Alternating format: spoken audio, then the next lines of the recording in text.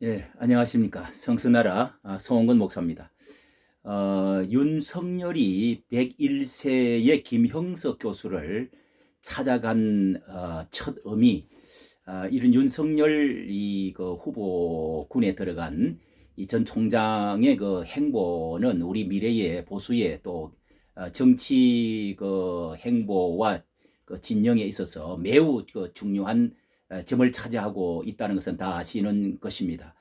윤석열 그 전 총장이 이번에 그 101세가 되는 김형석 그 연세대 교수님을 그 찾아간 의미가 우리에게 주는 또 기독교적인 것에 주는 그 의미가 어떤 것이냐.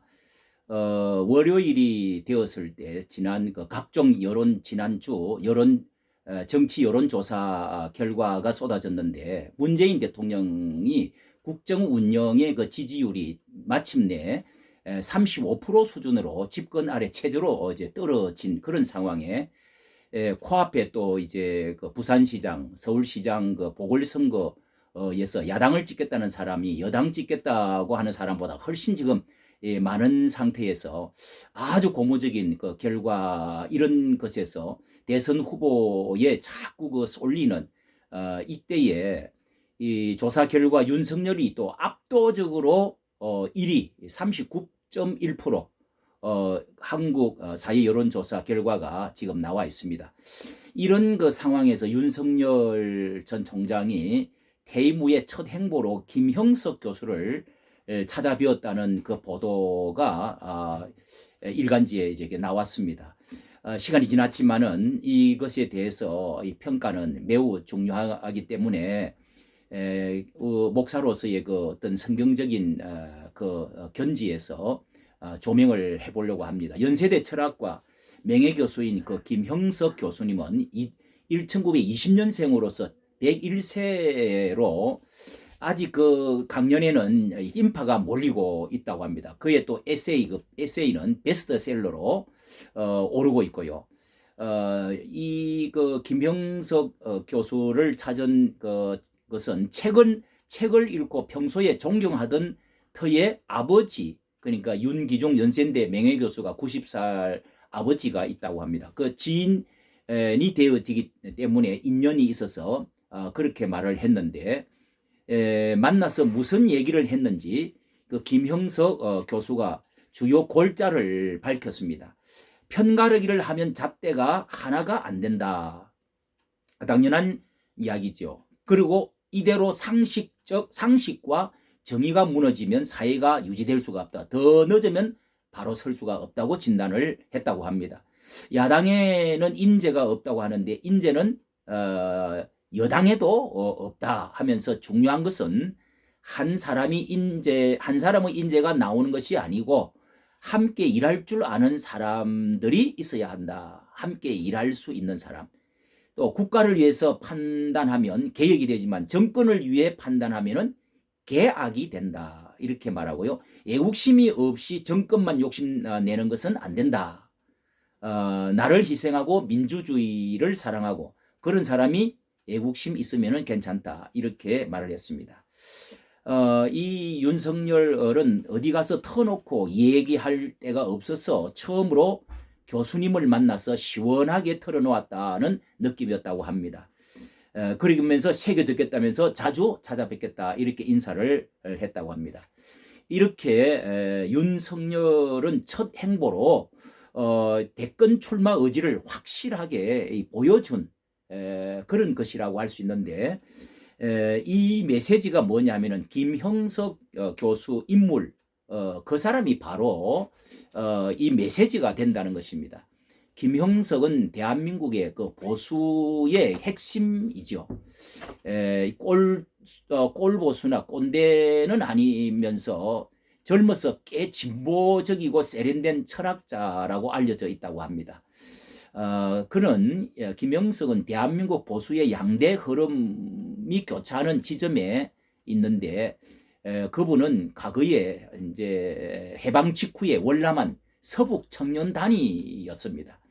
평양 부근에서 이제 태어나서 평양에 학교를 다녔죠. 그리고 1947년에 김일성이 그 조만식 선생을 영검하는 것을 보고 목숨을 걸고 월남을 했다고 합니다. 이 몸으로 익힌 반공주의자라는 것이 그 보수의 양대 흐름 속에 이 과거 반공주의자로, 또 둘째는 이 독실한 모태신앙의 그 기독교도라는 것을 아는 사람은 다 알죠. 그가 그 윤동주가 다닌 그 숭실학교는 그 대표적인 미북장로교의 미션 스쿨 아닙니까? 이 그 숭전대를 이어서 지금도 그 학교를 지금 남한에도 있는데요. 그가 평생 재직한 연세대는 또 북장로교 선교사 언더우드 선교사가 만든 학교죠. 기독교 중에서도 아주 보수에 속한 그런 학교입니다. 이 교수는 주로 이제 교훈적인 철학 에세이를 많이 썼는데, 베스트셀러 고독이라는 병, 그 이후에 본질적으로 이 잔잔하고 아름다운 얘기들을 꾸준한 인기를 모았다고 하는데요. 이번에 그 2019년도 11월 달에 얼마 전 그 대부분이 백년 전쟁이라는 다큐멘터리 방송을 한 것에 대해서 강하게 그 비판을 했는데, 이 백년 전쟁이라는 것은 진보 역사단체 민족연구소가 이승만과 박정희는 악질적 친일파 반역자라고 주장하기 위해서 만든 그런 동영상이었습니다. 이 김영석 교수가 적폐청산 같은 개념은 과거 업적을 파괴해버리고 또 다른 적폐를 만든다. 과거 때문에 미래를 파괴하는 가오를 저지르고 있다. 이렇게 비판을 했습니다. 이렇게 그 대한민국의 정통성을 반공과 근대화에서 찾는 철학적 보수자, 이 반공과 근대화의 철학적 보수자로 이분을 이렇게 만난 것에 대한 의미는 지금 이 정권이 적폐청산이라고 하는 보수 전부가 잘못으로 몰아서 그리고 보수적인 기독교조차도 전체를 다 몰아서 뿌리채 적폐청산으로 청산되어야 될 그런 단체로 줄기채 끊어버리고 뿌리채 이렇게 뽑아내겠다고 하는 이런 그 과격한 그런 그 진보 좌파는 오만과 독선으로 가져온 것이 분명합니다. 우리나라가 그렇게 될 수는 없지요.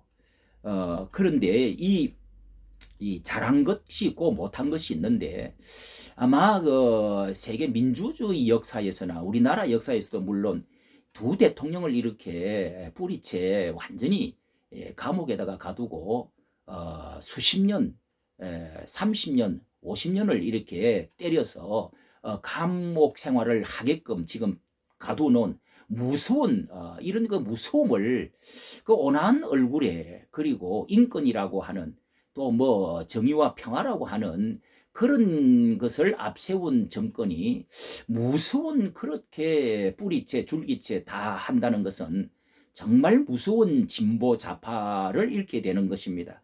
이 적폐니 원순이 정오와 편가르기가 이렇게 가득하게 되어진 여기에 피로를 느끼고 여기에 분노를 가져온 것이죠.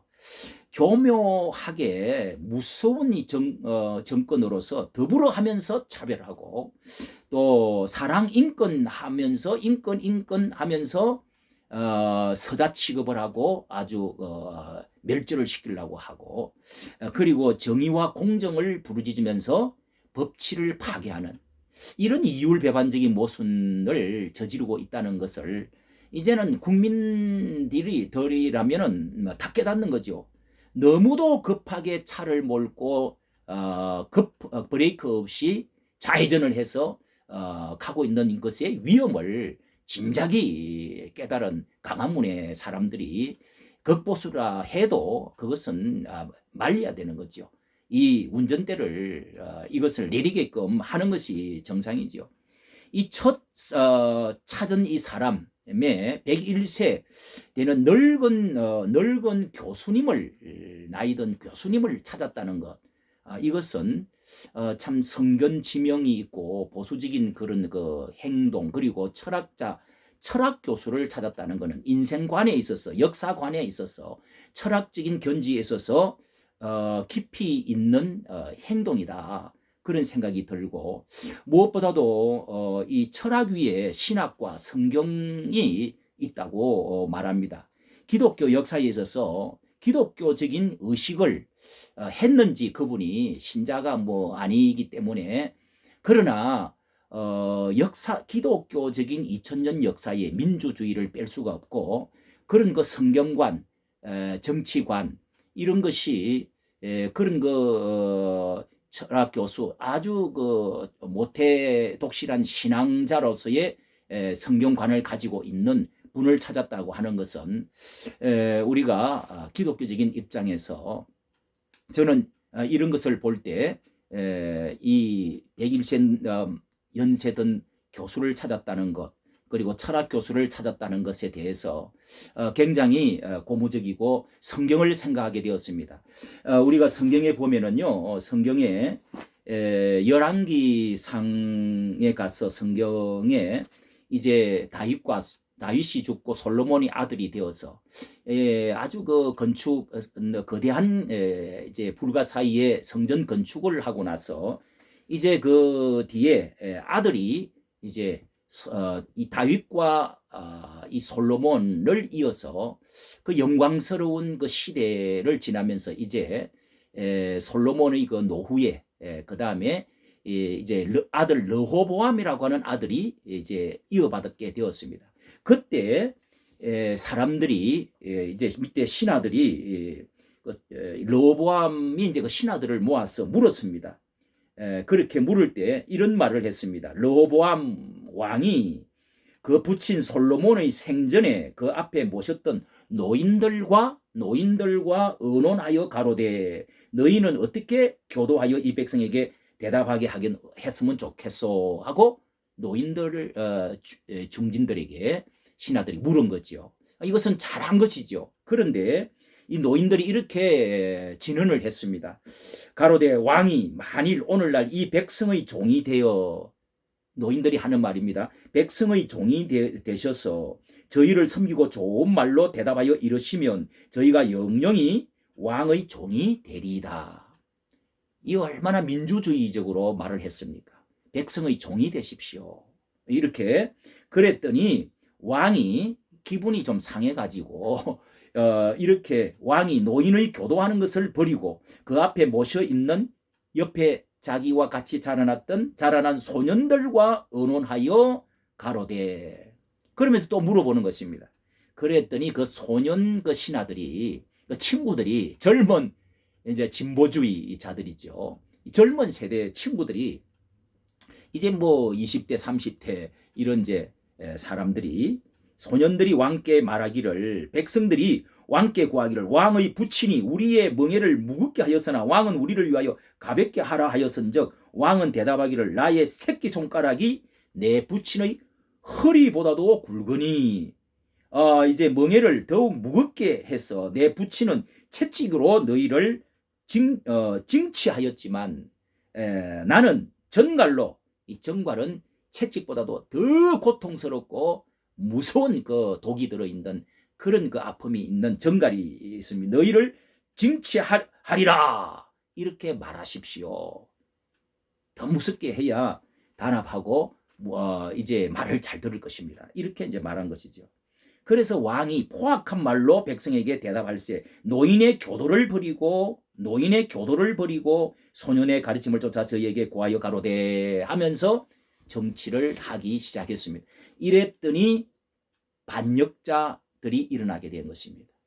그래서 여로보암이라는 어떤 그 이제 밑에 신하 중에서 아주 힘이 센 북쪽의 그 세력, 이런 그 여로보암이라고 하는 그런 이제 사람이 일어나 가지고 이 왕을 대항하는 백성들을 모아가지고, 너무너무 우리가 그동안에 세금 많이 내고 이 부역하느라고 너무 힘들었는데 좀 쉬게 해달라고 이제 이렇게 했는데, 그 말대로 이제 젊은 친구들에게 이제 지는 대로 쉬게 했더니, 그래 결국은 이 나라가 양쪽으로 쪼개지는 그런 그 일들이 일어나게 된 것입니다. 남과 북이 분열되어지는 무서운 일들이 일어나게 된 거죠. 이스라엘 나라의 가장 슬픈 가장 큰 불행의 요소가 여기서부터 싹이 터서 남북이 나눠져서 계속 싸우고 그렇게 해서 나라가 나중에 망해가는 그런 그 단초를 만드는 사람이 이 다윗 왕의 아들 르호보암입니다. 여기에서 이 윤석열 그 전 이제 총장이 대통령이 되려고 하는 첫 발걸음에 있어서 이와 같이 정말 진중하게 101세대는 철학 교수를 기독교적인 가치를 찾아서 갔다고 하는 것은 매우 의미가 깊고 크다 이렇게 말을 할 수가 있겠습니다. 이까지 정리해 주셔서 감사합니다.